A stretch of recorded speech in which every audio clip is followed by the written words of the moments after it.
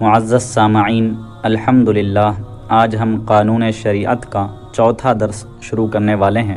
عقیدہ نمبر 13 ہے، اللہ تعالیٰ پر کچھ واجب نہیں۔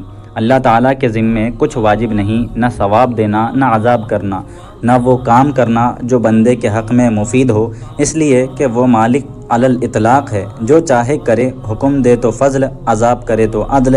ہاں، اس کی یہ مہربانی ہے کہ وہی حکم دیتا ہے جو بندہ کر سکے، یعنی جیسے قرآن پاک میں کہا گیا ہے لا یکلف اللہ نفسا الا وسعہا، اللہ تعالیٰ بندے پر زیادہ بوجھ نہیں ڈالتا۔ ضرور مسلمانوں کو اپنے فضل سے جنت دے گا اور کافروں کو اپنے عدل سے جہنم میں ڈالے گا، اس لیے کہ اس نے وعدہ فرما لیا ہے کہ کفر کے سوا جس گناہ کو چاہے معاف کر دے گا، اور اس کے وعدے وعید بدلتے نہیں، اس لیے عذاب و ثواب ضرور ہوگا۔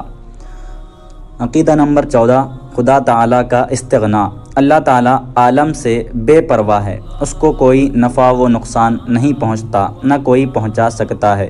وہ جو کچھ کرتا ہے اس میں اس کا اپنا فائدہ یا غرض نہیں۔ دنیا کو پیدا کرنے میں نہ کوئی اس کا فائدہ اور نہ پیدا کرنے میں نہ کوئی نقصان۔ تو اللہ تعالیٰ بے پرواہ ہے اور کوئی نفع و نقصان اس کو نہیں پہنچ سکتا۔ انسان کو کبھی نفع تو کبھی نقصان پہنچتے رہتا ہے، لیکن اللہ تعالیٰ کے لیے یہ معاملہ نہیں۔ اللہ تعالیٰ نے عالم کو کیوں پیدا کیا؟ تو اپنا فضل و عدل، قدرت و کمال ظاہر کرنے کے لیے مخلوق کو پیدا کیا۔ عقیدہ نمبر 15، اللہ تعالیٰ کے ہر کام میں بہت حکمتیں ہیں، ہماری سمجھ میں آئے یا نہ آئے۔ یہ اس کی حکمت ہے کہ دنیا میں ایک چیز کو دوسری چیز کا سبب ٹھہرایا ہے، ذریعہ ٹھہرایا ہے۔ آگ کو گرمی پہنچانے کا ذریعہ، سبب، اور پانی کو سردی پہنچانے کا سبب بنایا۔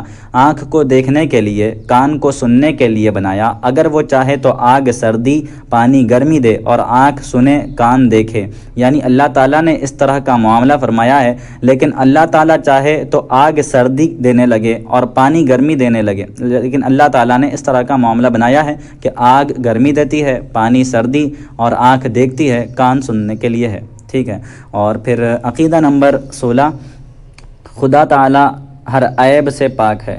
خدا کے لیے ہر عیب و نقص محال ہے، یعنی ناممکن ہے، جیسے جھوٹ، جہل، بھول، ظلم، بے حیائی وغیرہ تمام برائیاں خدا کے لیے محال ہیں، ناممکن ہیں۔ اور جو یہ مانے کہ خدا جھوٹ بول سکتا ہے لیکن بولتا نہیں، تو گویا وہ مانتا ہے کہ خدا عیبی تو ہے لیکن اپنا عیب چھپائے رہتا ہے۔ پھر ایک جھوٹ ہی پر کیا ختم، سب برائیوں کا یہی حال ہو جائے گا کہ اس میں ہیں لیکن کرتا نہیں، جیسے ظلم، چوری، فنا، توالد و تناسل وغیرہ عیوب کثیرہ عدیدہ۔ تعالی اللہ عن ذالک علوا کبیرا۔ خدا کے لیے کسی نقص و عیب کو ممکن جاننا، خدا کو عیبی ماننا ہے، بلکہ خدا ہی کا انکار کرنا ہے۔ اللہ تعالیٰ ایسے گندے عقیدے سے ہر آدمی کو بچائے۔ تقدیر، اللہ تعالیٰ کے علم میں جو کچھ عالم میں ہونے والا تھا اور جو کچھ بندے کرنے والے تھے، اس کو اللہ تعالیٰ نے پہلے ہی جان کر لکھ دیا۔ کسی کی قسمت میں بھلائی لکھی اور کسی کی قسمت میں برائی لکھی۔ اس لکھ دینے نے بندے کو مجبور نہیں کر دیا کہ جو اللہ تعالیٰ نے لکھ دیا وہ بندے کو مجبوراً کرنا پڑتا ہے، نہیں، ایسا نہیں ہے، بلکہ بندہ جیسا کرنے والا تھا ویسا ہی اس نے لکھا۔ کسی آدمی کی قسمت میں برائی لکھی تو اس لیے کہ یہ آدمی برائی کرنے والا تھا، اور اگر کسی کے قسمت میں بھلائی کرنے والا ہوتا تو اس کی قسمت میں بھلائی ہی لکھتا۔ اللہ تعالیٰ کے علم نے یا اللہ تعالیٰ کے لکھ دینے نے کسی کو مجبور نہیں کر دیا۔ مسئلہ نمبر 1، تقدیر کے مسئلے میں غور و بحث منع ہے۔ بس اتنا سمجھ لینا چاہیے کہ آدمی پتھر کی طرح بالکل مجبور بھی نہیں ہے اور نہ اس کا ارادہ کچھ ہو ہی نہیں سکتا، بلکہ اللہ تعالیٰ نے آدمی کو ایک طرح کا اختیار دیا ہے کہ ایک کام چاہے کرے چاہے نہ کرے۔ اسی اختیار کی بنا پر نیکی بدی کی نسبت بندے کی طرف ہے۔ اپنے آپ کو بالکل مجبور یا بالکل مختار سمجھنا دونوں گمراہی ہے۔ مسئلہ نمبر 2، برے کام کی نسبت کس کی طرف کی جائے؟